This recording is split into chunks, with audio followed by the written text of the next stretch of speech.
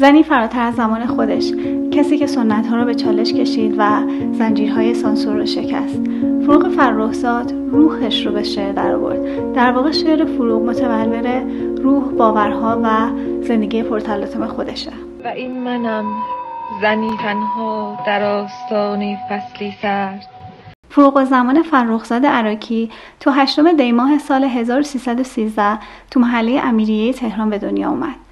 فضای خونه پر از انضباط پدرسالارانه و سختگیری‌های مادرانه بود. اما فروغ تو دل این محدودیت‌ها دنیای خودش رو ساخت. فروغ از نوجوانی شعر میگفت، غزل‌هایی که هیچ وقت منتشر نشدن، و فروغ از این دوران به عنوان روزگاری یاد میکنه که دچار عقده غزل سرایی بود.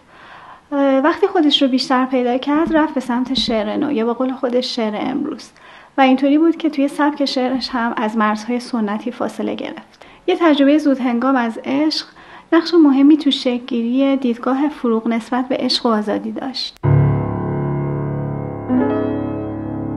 فروغ از محدودیت‌ها و تنبیهات شدید پدر مادرش خسته شده بود و دنبال مهر و محبتی بود که تو محیط خانوادگی سرد و خشن به اون داده نمی‌شد.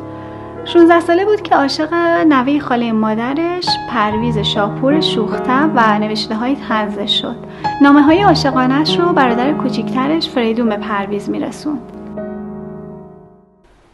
فروغ با پافشاری فراوون برخلاف میل خانواده‌اش که به خاطر اختلاف سنی زیاد و وضع مالی ضعیف پرویز راضی به این وصلت نبودن ازدواج کرد. و من در آینه می‌دیدمش که مثل آینه پاکیزه بود و روشن بود و ناگهان صدایم کرد و من عروس خوشه‌های عقاقی شدم. فروغ بعد از ازدواج فصل جدید زندگیش رو تو اهواز، شهری که پرویز شاپور مشغول به کار تو وزارت دارایی بود، شروع کرد. خیلی زود تنها فرزندش کامیار رو به دنیا آورد. تو دنیایی که محافل ادبی به طور انحصاری متعلق به مردها بود، حضور جسورانه فروغ خون به اصطلاح روشنفکرها رو هم به جوش می آورد. سفرهای تنهایی فروغ به تهران برای ملاقات با سردبیر روزنامه‌ها و مجله‌ها واسه متقاعد کردن اونا برای چاپ شعرهاش، نوع پوشش و همینطور حضورش تو جمع‌های مردونه برای جامعه سنتی اون زمان زیادی جسورانه و البته بحث برانگیز بود و کم کم شایعه‌های مبنی بر مشوقه داشتن فروغ شنیده شد. و این جهان به لانه ماران مانند است و این جهان پر از صدای حرکت پاهای مردمی است که همچنان که تو را می‌بوسند در ذهن خود تناب دار تو را می‌بافند.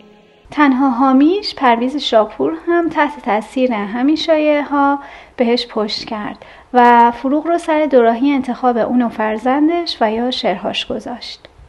تو همین کشمکش ها بود که فروغ تو 19 سالگی اولین مجموعه شعرش به اسم اسیر رو منتشر کرد. مجموعه شعری که استیصال فروغ رو از دربند سنت ها و تعصبات بودن و زندگی تو جامعه پر از تبعیض بین مرد و زن به تصویر میکشه.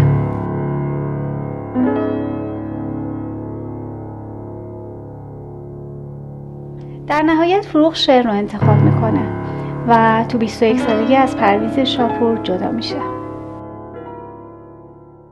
کامیار مدتی رو با مادرش زندگی میکنه، اما فروغ به خاطر تعهدی که به شعر داشت میدونست که نمیتونه وظیفه مادری رو به خوبی انجام بده و همزمان شاعر خوبی هم باشه. تصمیم میگیره کامیار رو به خانواده شاپور بسپاره، ولی اونا دیگه هرگز به فروغ اجازه دیدار فرزندش رو نمیدن. فروغ دوباره شعر رو انتخاب میکنه، ولی همیشه از این بابت احساس گناه میکرد. کمی بعدتر با انتشار شعر گناه به گناه دیگه هم اعتراف میکنه. گناهی که تو سفرهایی که از اهواز به تهران داشته مرتکب میشه با ناصر خدایار، سردبیر نشریه معروف اون زمان به نام نشریه روشنفکر.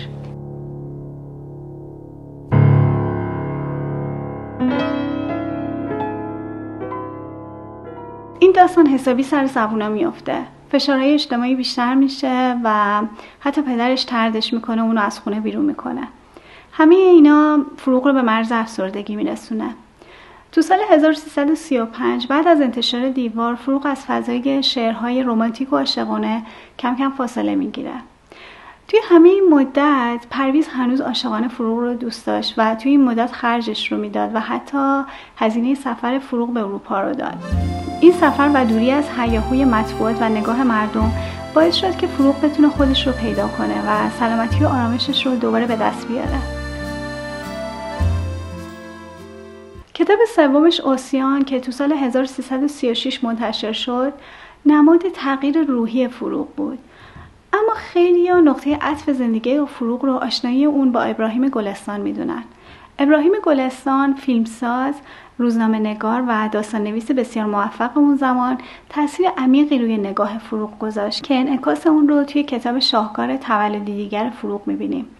آشنایی فروغ با ابراهیم گلستان موقعی شکل گرفت که فروغ از طریق دوستی برای کار تو استودیو گلستان معرفی میشه. این رابطه که اون اول صرفاً یه همکاری حرفه‌ای بود، به یکی از مهمترین پیوندهای زندگی فروغ تبدیل شد. فروغ و ابراهیم گلستان متأهل که 2 هم بچه داشت، عاشق هم شدن. سخن از پیوند سست دو نام و هماغوشی در اوراق کهنه یک دفتر نیست.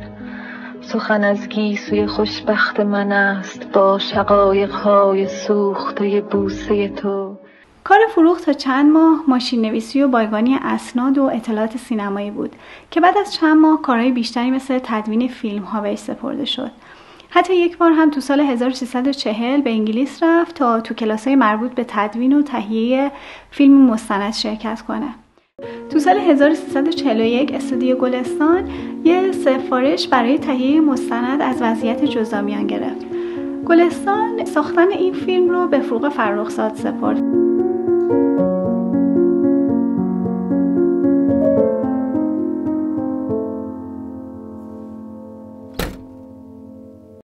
و نتیجه شد مستند موندگار خانه سیاه هست که منتقدا کلی تحسینش کردن، جایزه خارجی برد و حتی ازش به عنوان بزرگترین فیلم تاریخ سینمای ایران یاد میشه.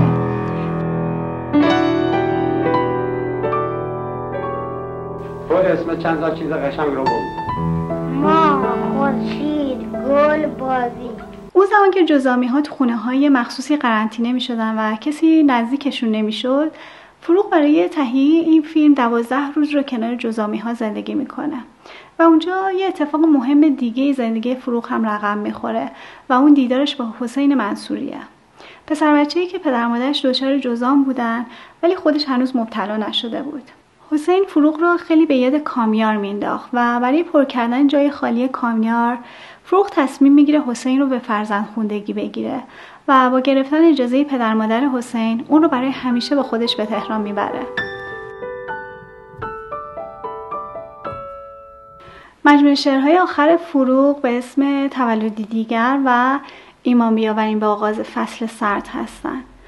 کتاب تولدی دیگر که تو سال 1341 منتشر شد و نقطه اوج کارنامه اون هم شد رو به الف گاف که به احتمال زیاد همون ابراهیم گلستان هست تقدیم کرده. عشق آتشین فروغ به ابراهیم گلستان رو تو خیلی از شعرهای کتاب تولدی دیگر میشه دید. همینطور میل به مرگ رو تو خیلی از شعرهای فروغ میشه لمس کرد. 2 بار توی زندگی کوتاهش فروغ تصمیم میگیره به زندگی خودش پایان بده.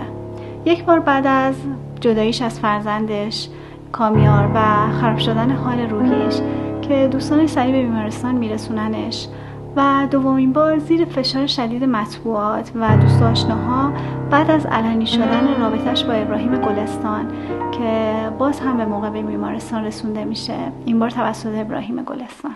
و در نهایت تو 24 بهمن سال 1345 اون حادثه تلخ رقم میخوره.